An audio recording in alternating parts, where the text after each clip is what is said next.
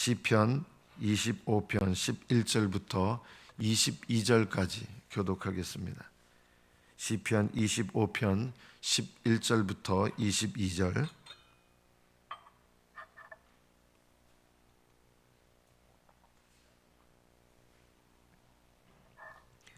(11절부터) 교독합니다.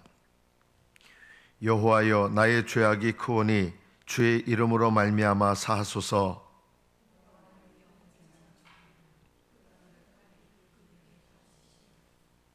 그의 영혼은 평안히 살고 그의 자손은 땅을 상속하리로다.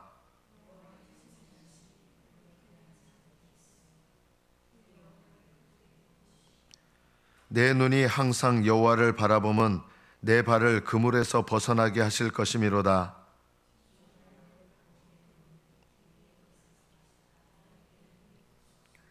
내 마음에 근심이 많사오니 나를 고난에서 끌어내소서. 내 원수를 보소서. 그들의 수가 많고 나를 심히 미워하나이다.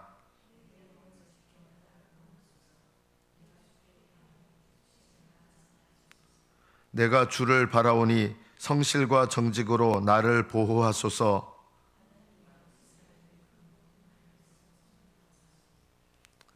여기까지 받들어 읽겠습니다. 어제 본문의 말씀에 보면 이 길에 대해서 우리가 많이 묵상을 했죠. 길. 여호와의 도라고 하는 것은 우리 전체 인생의 길, 인생의 방향과 연관이 있고, 또 날마다 걸어가야 될 길, 히브리어로는 오라크라고 해서 날마다 그날 하나님 앞에 응답하며 살아야 될 삶의 길이 있습니다. 이 길을 걸어가는 사람들의 공통적인 특징이 있습니다. 인생길이 없는 사람이 있고, 인생길이 없는 사람이 없고, 날마다 살아가는 날이 없는 사람이 없는데, 주님과 함께하는 인생길이 된다는 것과 오늘 하루를 내가 주님과 동행하는 하루가 된다는 것은 모든 그리스도인들이 다 그렇게 살지는 않습니다. 주님과 동행하는 인생길을 사는 사람들의 공통적인 특징을 보면 하나님을 경외한다는 것입니다. 내가 주의 길, 주의 도를 걸어가고 있는가를 살펴보는 가장 중요한 방법은 내가 하나님을 경외하는 사람인가를 먼저 살펴보면 어느 정도 알 수 있습니다. 내가 하나님을 경외하는지 어떻게 분별할 수 있습니까? 하나님을 경외한다고 하는 것은 성경에서 이렇게 말합니다. 여호와를 경외하는 것은 죄를 미워하는 것이다. 그래서 죄를 미워하는 것이 여호와를 경외하는 것이고, 죄를 미워하는 사람에게 나타나는 삶의 모습들이 당연히 있겠죠. 그게 무엇이겠습니까? 당연히 날마다 하나님께서 내 안에 있는 죄를 보시는 것처럼 내 안에 있는 죄를 보고 미워하게 됩니다. 하나님을 경외하는 사람의 첫 번째 특징이 뭐냐? 내 안에 있는 죄를 하나님의 눈으로 바라보고 하나님과 똑같은 관점을 갖고 내 죄를 보는 것입니다. 이것이 하나님을 경외하는 것입니다. 정반대로 하나님을 경외하는 것 같지만 사실은 하나님을 경외하지 않는 태도가 뭐냐면 다른 사람의 죄를 잘 발견하는 것. 그것은요, 경외하는 게 아니라 나를 보지 못하는 것입니다. 내 길은 걸어가지 않으면서 남의 길만 하는 거예요. 여러분, 서울의 동묘에 재래시장 가면 이제 날이 따뜻해지면 바둑 두시는 분이 있고 장기 두시는 분들이 있거든요. 꼭 자기가 장기 둘 때는 잘 못 하는데 그 옆에서 보면 남의 장기 두는 거 훈수하는 사람이 있어요. 근데 정작 자기가 할 때는 잘 못해요. 고수들은요, 남을 함부로 훈수하잖아요. 그냥 이렇게 보죠. 도움을 청하면 이렇게 그거 이렇게 하는 게 좋지 이렇게 하지만 고수들은 훈수 안 해요. 하수들이 훈수를 해요. 다른 사람의 죄를 잘 발견하고 다른 사람의 죄를 주목하는 사람은 하나님을 경외하는 사람이 아닙니다. 하나님을 경외하는 사람은 항상 내 죄를 깨닫는 일에 더 신경을 쓰고 내 죄를 돌아보고 내 죄를 회개하는 일에 힘쓰게 됩니다. 그래서 하나님을 경외하는 사람의 특징은 하나님 앞에 날마다 내 죄를 깨닫고 회개합니다. 이것이 여호와를 경외하는 자에게 날마다 일어나는 삶의 특징입니다. 다른 사람의 죄를 주목하지 마십시오. 그 눈 감으란 말입니까? 눈 감으란 뜻은 아니고요. 내 죄를 아직 해결하지 못했으면 다른 사람의 죄에 대해서 말하지 말라는 것입니다. 그러면 어떻게 되느냐? 내 죄를 깨닫는 일에 점점 무뎌지게 됩니다. 예수님께서 너의 눈에 들보를 먼저 살펴보고 그 후에야 남의 눈에 있는 티끌을 네가 뽑아줄 수 있다. 네 눈에 들보를 뽑기 전에는 남의 눈에 뭔가를 해결해 주려고 하지 마라. 내 죄를 깨닫고 돌아보는 것이 제일 중요합니다. 이게 제일 어렵습니다. 우리는 남의 죄를 깨닫는 일에는 본성적으로 잘합니다. 타락한 사람의 마음의 성품 중에 하나가 무엇인지 아십니까? 남의 죄를 잘 보고 비난하는 것. 이거는 안 가르쳐줘도 잘하는 겁니다. 이게 타락한 본성의 가장 중요한 특징입니다. 거듭난 본성의 가장 중요한 특징은 내 죄를 깨닫고 보고 회개하는 것이라면, 타락한 본성의 가장 잘하는 거, 안 가르쳐줘도 잘하는 게 남의 죄를 보고 남의 죄를 깨닫고 남의 죄를 비난하는 거. 이거는요, 신령한 게 아니라 타락한 본성에서 나오는 겁니다. 우리는 이걸 신령하다고 생각해요. 제가 어제도 얘기했잖아요. 남편 변화시켜달라고 기도하지 마십시오. 아내 변화시켜달라고 기도하지 마십시오. 물론 부모는 자식을 변화시켜달라고 사랑하는 마음으로 기도해야 되지만, 자식은 부모를 변화시켜달라고 기도할 필요가 없습니다. 자기부터 먼저 봐야 됩니다. 하나님을 경외하는 사람들은 내 안의 죄를 하나님의 눈으로 바라보고 미워하게 됩니다. 그리고 또 하나, 하나님을 경외하는 사람은 하나님께 순종합니다. 제가 예전에 한 두어 번 얘기한 적이 있습니다. 순종이라는 게 뭐냐? 즉시, 기꺼이, 온전히 순종하는 게 순종입니다. 즉시, 미적미적하면 순종이 아닙니다. 기꺼이 순종하는 게 순종이고, 억지로 하는 순종은 사실은 순종이 아닙니다. 마지못해 하는 거. 그리고 반만 순종하는 것은 반만 순종한 게 아니라 불순종하는 것입니다. 온전히 순종해야 순종입니다. 즉시, 기꺼이, 온전히 순종하는 것. 이것이 하나님을 경외하는 사람입니다. 내 죄를 깨닫고 회개하는 것, 그리고 하나님의 뜻에 대해서 즉시, 기쁘게, 온전히 순종하는 것. 그리고 하나님을 경외하는 것은 하나님 앞에 하나님께서 나에게 하라고 하시기 전에는 다른 사람의 죄에 대해서 함부로 말하지 않습니다. 그래서 다른 사람과 막 두 사람 사이의 죄가 아니라 그 자리에 없는 또 다른 사람들의 죄에 대해서 이야기하는 것, 이 자체가 죄가 됩니다. 우리가 이걸 참 조심해야 됩니다.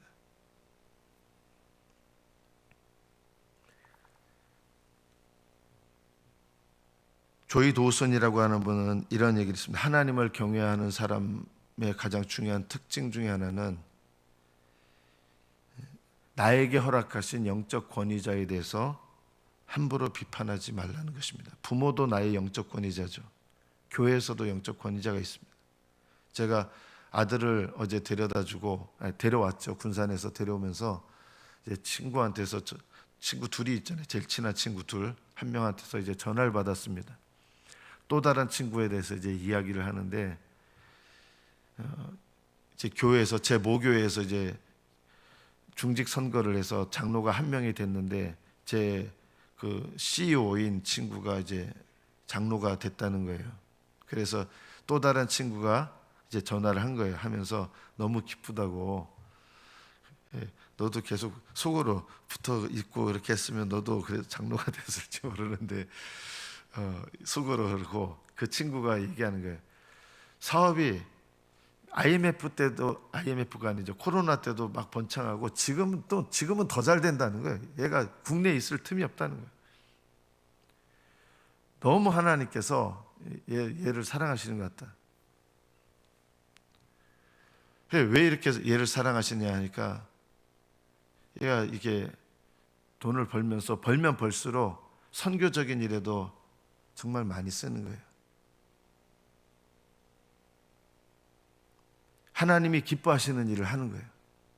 이거는 복이에요. 이거는 기복신앙이 아니라 이거는요, 하나님을 경외하고 기쁘게 하는 자에게 주시는 하나님께서 복되게 하시는 거거든요. 그래서 저도 너무 기쁜 거예요. 그래서 전화를 해주려고요. 어제 하려다가 축한다는 얘기는 안 하고 축한다는 얘기 대신에 이 얘기를 해주겠다. 조심해라. 너 장로가 되면 네 사업 한 방에 훅 할 수 있다.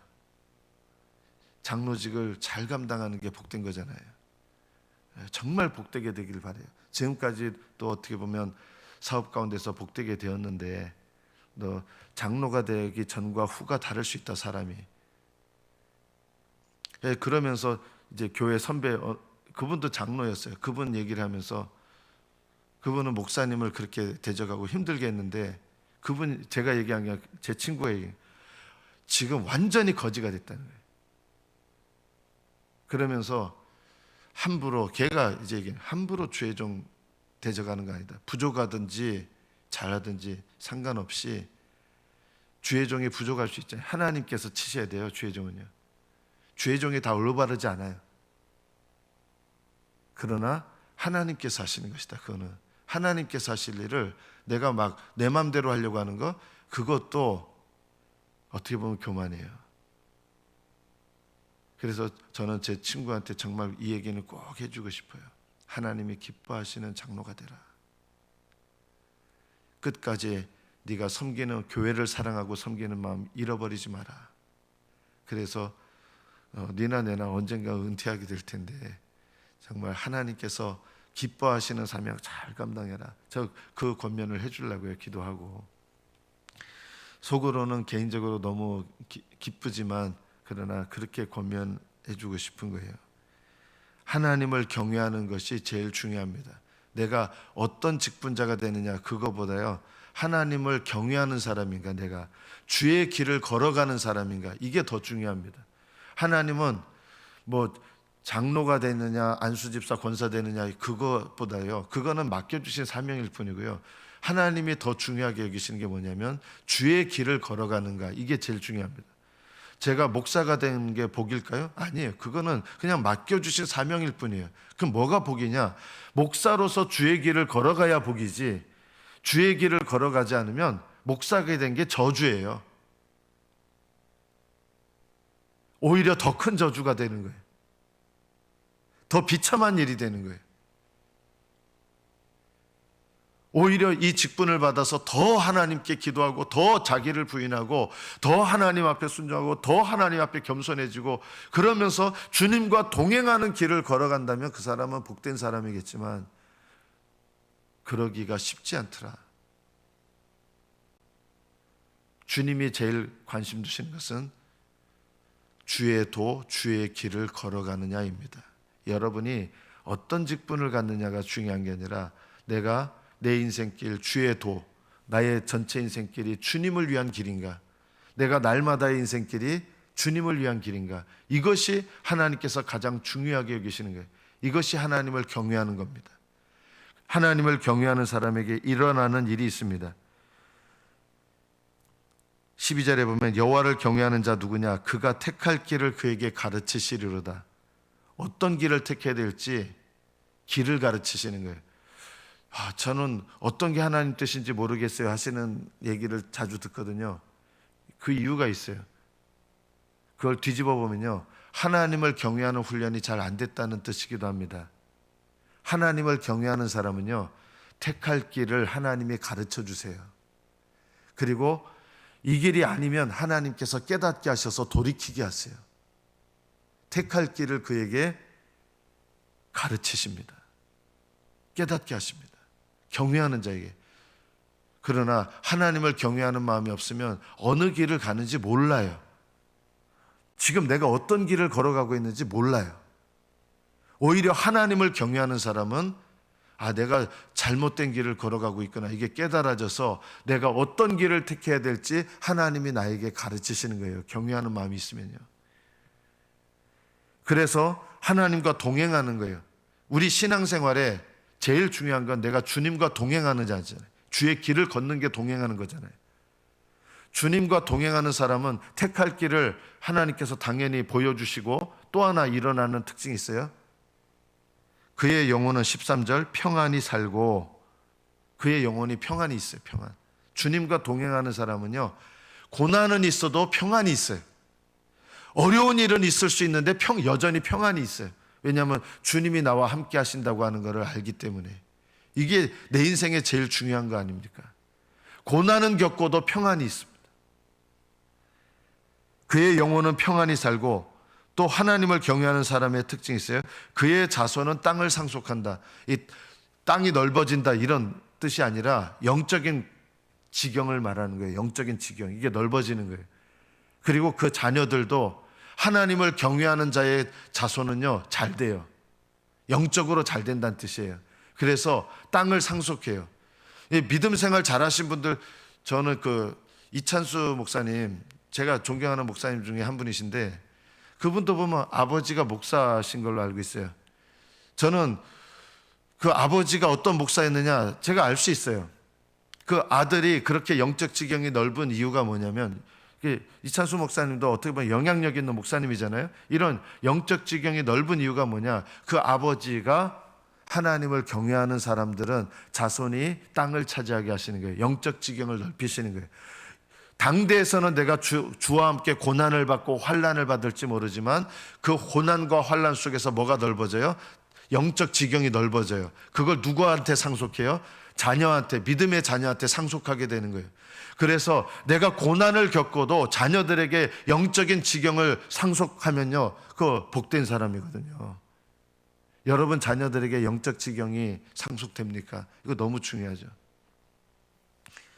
저는 이렇게 주일날 설교 말씀을 전하면 말씀이 들어가는지 안 들어가는지 보여요.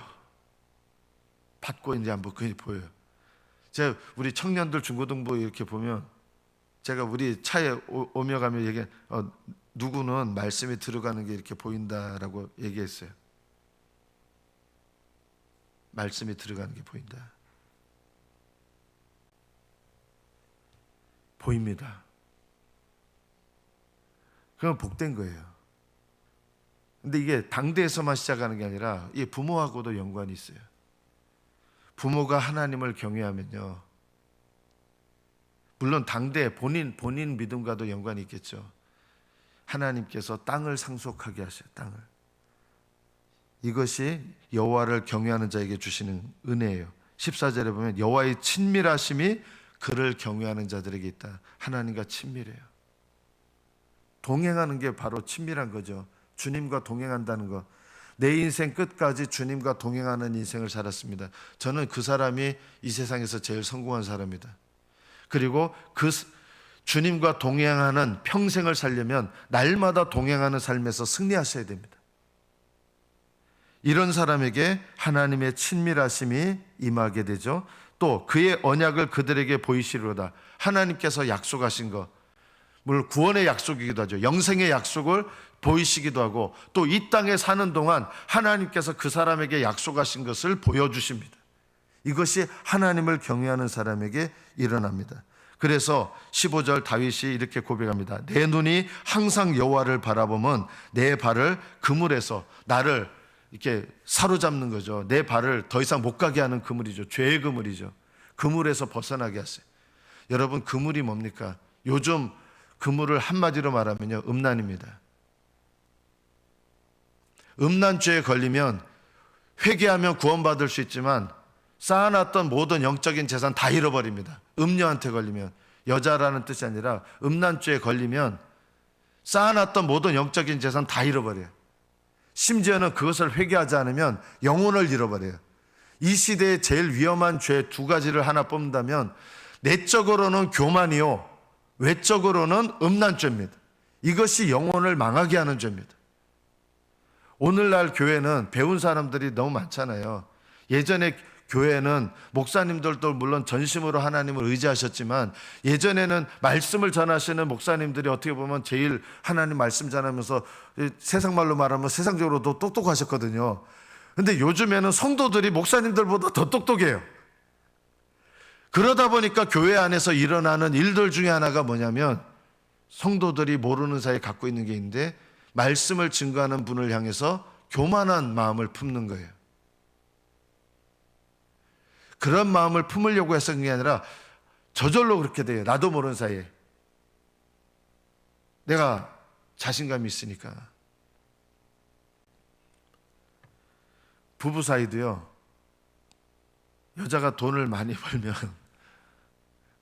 자칫하면 교만해질 수 있어요. 너무 자신만만하면요. 이 시대의 제일 위험한 죄 두 가지는 내면적으로는 교만죄라고 하면 외면적으로는 음란죄입니다. 이 두 가지 죄가 우리 영혼과 삶을 넘어뜨리는 가장 큰 죄입니다. 이 죄에서 자유로운 사람은 아무도 없습니다. 늘 쳐서 복종시켜야 될 죄가 이 죄입니다.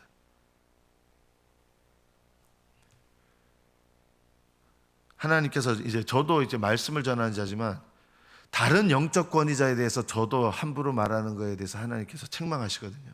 하나님 너무너무 싫어하세요. 저도 목사지만 다른 목사님에 대해서 이러쿵저러쿵 말하는 거, 하나님이 저는 목사라서 성도들에게 말씀을 전하는 사명을 주신 거지, 다른 목사들을 향해서 저한테 이러해라 이러쿵저러쿵, 어떤 목사님 어떻고, 그 목사님이 뭐 부족한 점이 있을지 몰라도 그거는 제가 판단할 부분이 아니거든요. 그 목사님에 대해서 하나님이 판단하실 부분인데, 그거를 제가 마치 그분을 판단할 그분의 목사인 것처럼 제가 이러쿵저러쿵 한다, 그러면 하나님께서 저도 그게 교만죄가 되는 거예요. 그래서 영적 권위, 하나님을 경외하는 사람들에게 하나님께서 제일 훈련하시는 것 중에 하나가 뭐냐, 영적 권위자에 대해서 함부로 비난하고 비판하지 못하게 하세요. 그분이 부족할지라도요. 부모님에 대해서, 부모님이 부족해도 자녀들은요 함부로 욕하는 거 아니에요. 영적 권위자이기 때문에. 자녀들은요 부모 욕을 함부로 하면 안 돼요. 부모가 부족해도요 비웃으면 안 돼요. 자녀들, 요즘 부모님들은 못 배우신 분들이고 자녀들은 배운 게 많잖아요. 그러다 보면 부모님을 업신여길 수 있거든요. 이것도 영적 권위자에 대해서 잘못이에요. 여러분 부모에 대해서, 특히 교회에서도 여러분 위에 두신 영적 권위자에 대해서 참 조심스러운 태도를 가지셔야 됩니다. 이것이 우리가 배워야 될, 하나님을 경외하면 우리가 배우게 되는 겸손입니다. 그러면서 16절, 나는 외롭고 괴로우니 내게 돌이켜서 나에게 은혜를 베푸소서. 내 마음에 근심이 많사오니 나를 고난에서 끌어내소서. 나의 곤고와 환난을 보시고 내 모든 죄를 사하소서. 다윗은 이 고난, 자기가 지금 겪는 고난이 너무 심각한 거예요. 이 고난의 대부분 원인이 어디서 왔습니까? 사실은 사울 임금한테도 왔죠. 그래서 사울 임금한테 하나님 사울 임금 쳐주세요 이렇게 안 했어요. 사울 임금 하나님 치셔서 끊어주십시오 이런 기도 안 합니다. 다윗은요 자기를 죽이려고 하는 왕인데도 그 사울 왕을 향해서 자기는 신하이기 때문에 옷자락을 벤 적도 있잖아요. 그것을 베놓고 마음이 찔린 거예요. 하나님께서 기뻐하지 않는구나. 나를 죽이려고 했던 그런 왕이었는데도 내가 사울 임금의 옷자락을 잘랐는데 그게 마음에 찔렸던 거예요. 하나님 기뻐하지 않는구나. 자기 부하들한테도 손을 못 대게, 이거 하나님 기뻐하지 않는다. 다윗이 이런 사람인 거예요.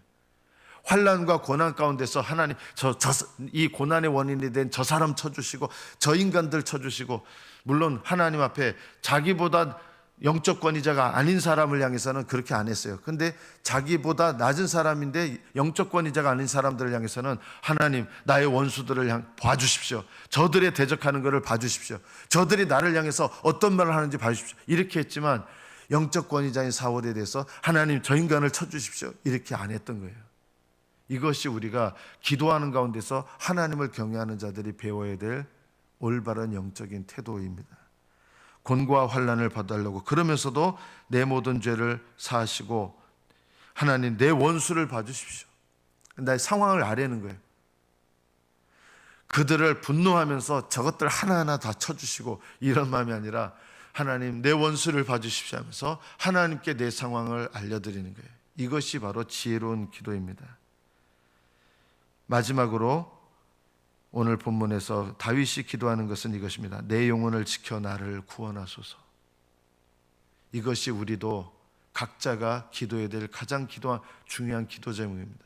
저도 목사지만 여러분의 영혼을 위해서 말씀을 전해야 될 자지만 저는 제 영혼을 위해서 하나님 앞에 깨어 있어야 될 자이기 때문에 제 영혼을 위해서 제일 기도해야 될 제목이 뭡니까? 제 영혼을 지켜서 하나님 구원해 달라는 기도. 날마다 저를 구원해 주시고 하늘나라에 가는 날까지 하나님 제 영혼 불쌍한 영혼 되지 않게 해달라고 그 기도를 저도 드려야 되는 거예요. 저는 사명 때문에 말씀을 전하지만 사명 때문에 구원받는 건 아니거든요. 저도 제 영혼을 위해서 하나님 앞에 몸부림치며 기도해야 되고 하나님 앞에 저의 죄를 위해서 기도해야 되는 거예요. 저도 하나님 앞에 개인적으로 기도할 때 이걸 기도하는 거예요. 여러분은 기도하실 때 제가 사랑하는 마음으로 말씀드리는 거예요. 우리 목사님 변화시켜달라, 그런 기도하지 마세요. 그건 여러분이 하셔야 될 기도는 아니에요. 그러나 진정으로 사랑하는 마음으로 우리 목사님 하나님 능력이 충만하게 해달라고, 이런 것들은 필요한 기도죠. 사랑하는 마음으로 중보하는 기도. 여러분이 부모님을 위해서 우리 부모님을 사랑하는 마음으로 기도하는 것들 있잖아요. 그런 마음으로, 그리고 담임 목사와 같은 마음과 같은 뜻이 돼야 여러분 진짜 중보 기도자가 될 수 있습니다. 담임 목사를 비난하시는 분들은 어떤 경우에도 중보 기도자가 될 수 없습니다. 여러분의 마음이 한 마음과 한 뜻이 돼야 된다. 이거 너무 중요합니다. 제가 친구에게 전화를 하면 꼭 하고 싶은 말이 이거예요. 어떤 경우에도 교회를 사랑하고 어떤 경우에도 목사님을 섬기는 장로가 되라. 이것이 너한테 제일, 내가 친구기 때문에 제일 하고 싶은 말이다. 이 얘기를 꼭 해주고 싶어요. 하나님께 보호해달라고, 주를 바라오니 내가 주를 바라오니, 이것이 다윗의 기도예요. 가장 중요한 기도. 기다리는 거예요. 간절히 기다리는 거예요. 하나님의 은혜와 긍휼을 기다리는 거예요. 하나님 성실과 정직으로 나를 보았어. 이런 마음으로 하니까 이스라엘의 기름 부음 받은 자잖아요. 그래서 맨 마지막 기도가 이거예요. 하나님 이스라엘을 보호하여 주십시오. 이스라엘을 위한 중보 기도자가 되는 겁니다. 저는 이 자리에 계신 저와 여러분이 하나님께서 기쁘게 받으시는 주님과 동행하는 자가 되시기를 축복합니다. 하나님을 경외하셔야 됩니다. 경외한다는 말의 다른 측면이 겸손하고 순종하는 것입니다. 하나님을 경외하셔서 모든 인생길 가운데, 날마다의 인생길 가운데 주님과 동행하십시오. 그리고 내 영혼을 늘 돌아보시고 남의 죄 깨닫지 않으셔도 됩니다. 내 죄를 먼저 깨닫고 돌아보면 진정으로 남의 죄가 보이고 어떻게 중보할지가 보이게 됩니다. 다윗이 하나님 앞에 자기의 죄를 위해서 기도하니까 이스라엘을 위한 중보자가 되는 거거든요. 그런 중보자로 쓰임 받으시는 복된 기도자들이 되시기를 축복합니다. 기도하겠습니다.